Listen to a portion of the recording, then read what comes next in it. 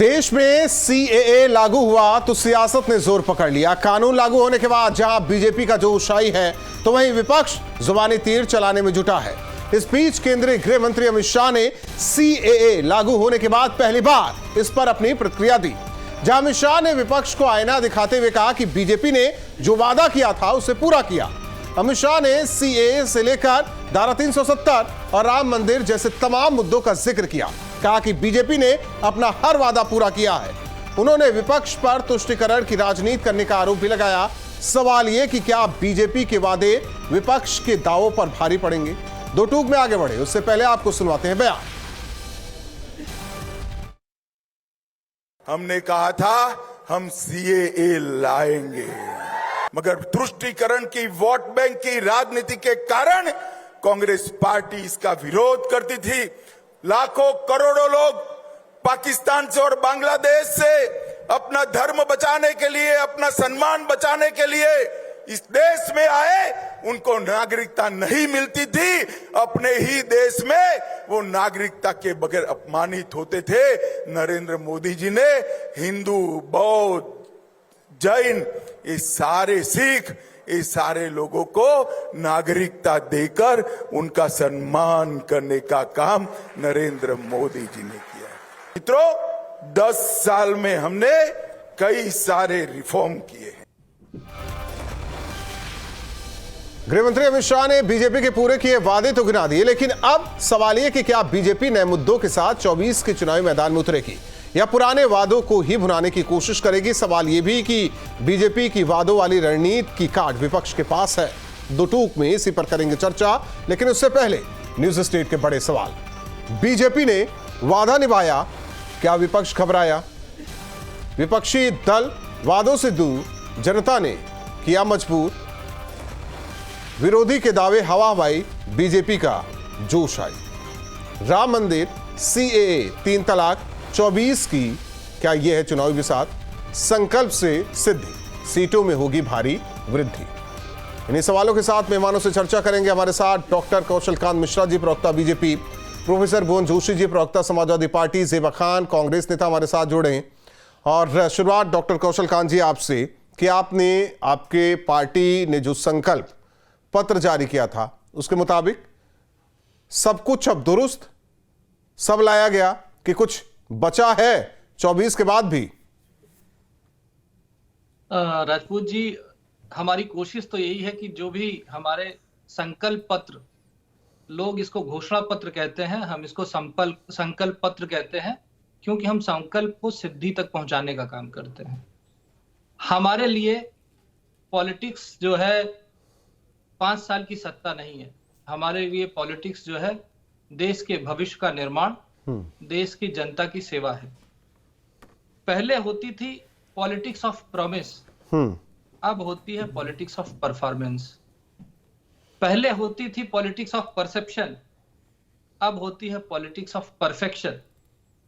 और इसी वजह से 2014 के पहले एक वर्ड प्रो इनकम्बेंसी सुनने को नहीं मिलता था जी, केवल एंटी इनकम्बेंसी सुना जाता था चुनावी गणित में। अब हम बात करते हैं प्रो इनकम्बेंसी की, और प्रो इनकम्बेंसी सतत बढ़ती जा रही है। चाहे वो गुजरात हो, चाहे राजस्थान हो, चाहे उत्तर प्रदेश हो, चाहे कहीं हर प्रदेश में प्रो इनकम्बेंसी की बात आ रही है। पॉलिटिक्स ऑफ स्लोगन से हट करके पॉलिटिक्स ऑफ सॉल्यूशन की बात हम करने लगे। और यही वजह है कि जो लोग ये सवाल कर रहे हैं कि सीए आखिर अभी क्यों लाया गया, तो उसका जवाब ये है। नहीं, ये तो राम मंदिर पर भी था। नहीं, मैं तो नहीं, ये तो हर बार कहा जाता है, पर उसका जवाब दे रहे हैं कि हम जो वादा करते हैं उसको पूरा करते हैं, और हम वादे पे खरे उतरने वाले प्रॉमिस करते हैं। हम हवा हवाई प्रॉमिस नहीं करते हैं।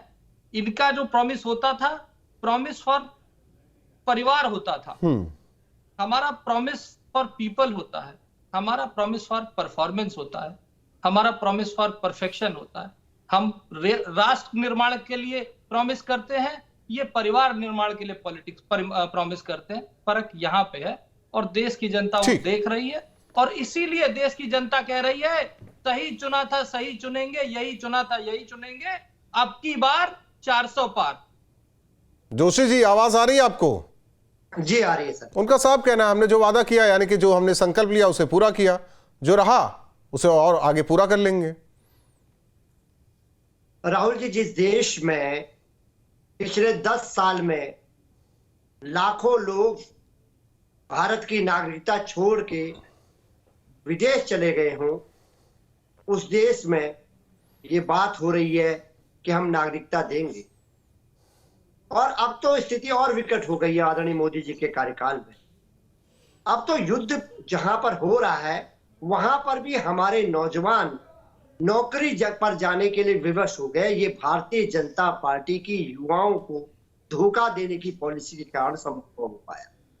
और मैं पूछना चाहता हूं, उस देश में जहां पर 80 करोड़ लोग एक मुफ्त के अनाज पर जीवित हों, उन लोगों को हम लोग क्या खिलाने का काम करेंगे? और जहां पर नौकरियां देने के सवाल पर स्थिति विकट है, वहां पर हम उनको क्या नौकरी देंगे? निश्चित तौर पे मैं कहना चाहता हूं, ये केवल भारतीय जनता पार्टी की लोगों को विभाजन करने के एकमात्र उद्देश्य है। और जिस प्रकार आदरणीय प्रधानमंत्री जी और भारतीय जनता नहीं, विभाजित क्या हो रहे हैं, जरा इससे भी विस्तार से बताते चलिए ताकि मैं सवाल कर सकूं बीजेपी के प्रवक्ता से। मैं आपको बताना चाहता हूं, कल रमजान का पवित्र दिन था और ऐसे में सरकार एक ऐसा बिल लाने का काम करे जो शुरू से विवादों में था। और सरकार देगी क्या? बहुत राहुल जी, ये प्रश्न तो किसे छुपा नहीं है। 80 करोड़ देशवासी 5 किलो अनाज पर अगर निर्भर हो जाए तो क्या सफल सरकार कहला सकती है? जब रोजगार के लिए लोगों को लट पड़ने लगे, परीक्षाएं लीक का रिकॉर्ड बनने लगे, जब हमारे कन्नौज का बेटा अपनी डिग्रियों को जलाने लगे और हमारी पुलिस में जो परीक्षा लीक हुई है वो बेटी आत्महत्या करने लगे, तो देश प्रदेश किस दौर में चल रहा है? युवकों से जो बेरोजगार युवक और युवती है वो तो इस काल को क्या नाम देंगे आप? इस समय को क्या नाम देंगे? जिसे भारतीय जनता पार्टी अपना अमृत काल कहती है, मैं तो कहता हूं ये तो विष काल है युवाओं के लिए, महिलाओं के लिए, क्योंकि महिलाओं की। जेबा जी आपके पास आएंगे, लेकिन जवाब तो ले लें जोशी जी का। कौशल कांत जी, अमृत काल नहीं, ये विष काल है। देश के स्वर्णिम काल को, जबकि आज इस समय अगर हम बात करें तो जो भारत के इतिहास में जो डेवलपमेंट ग्रोथ रेट इकोनॉमी का जो स्वर्णिम काल चल रहा, वो इनको विष काल नजर आता है, क्योंकि ये इनके परिवार का बीपीएल कार्ड चल रहा है। इनके परिवार को बीपीएल कार्ड की जरूरत पड़ गई है, इनका परिवार बेरोजगार हो गया है, इसलिए ये बेरोजगारी और गरीबी की बात कर रहे हैं। जबकि 25 करोड़ लोग गरीबी रेखा से पिछले 10 सालों में बाहर आए हैं। 34 करोड़ लोगों को 34 लाख करोड़ लोगों को 34 लाख करोड़ का डीबीटी ट्रांसफर डायरेक्ट किया गया है। किसानों को किसान सम्मान निधि डायरेक्ट दी जा रही है। 11 करोड़ लोगों को नल से जल दिया गया है।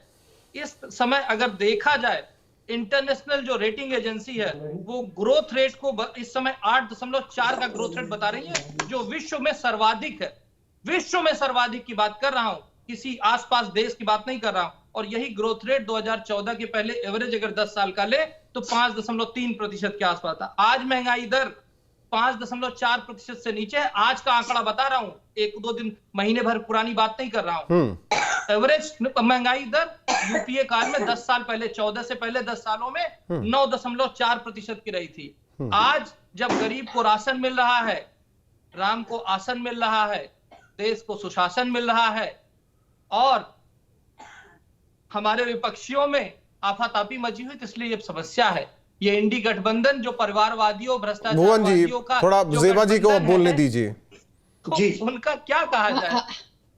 भारतीय जनता पार्टी तो यही चाहती है कि देश गरीब रहे और हाथ फैलाकर इनके सामने खड़ा रहे और ये राशन देते रहे। गरीबों को राशन नहीं, गरीबों को नौकरी की जरूरत है। युवा जो पीएचडी करके बैठे, इंजीनियरिंग करके बैठे हैं, पढ़ लिख कर बैठे हैं, उन्हें नौकरी की जरूरत है। पर नौकरी के जगह उन्हें क्या दे रहे हैं? लगातार पेपर लीक हो रहे हैं और 30 लाख जो सरकारी नौकरियां हैं वो जगह खाली है, लेकिन आप उन्हें नहीं भर रहे हैं। और कहां वादा करके सत्ता में आए थे, कौन से वादे पूरे किए हैं? 2014 में सबसे पहले महंगाई बहुत हुई, महंगाई की मार। अब की बार मोदी सरकार, कहां गया महंगाई? अब इस पर कुछ नहीं बोलेंगे। आज महंगाई चरम पर है। पूछ लीजिए महिलाओं से, रोती है जो महंगाई की हाल है। जब 400 सिलेंडर थे, अब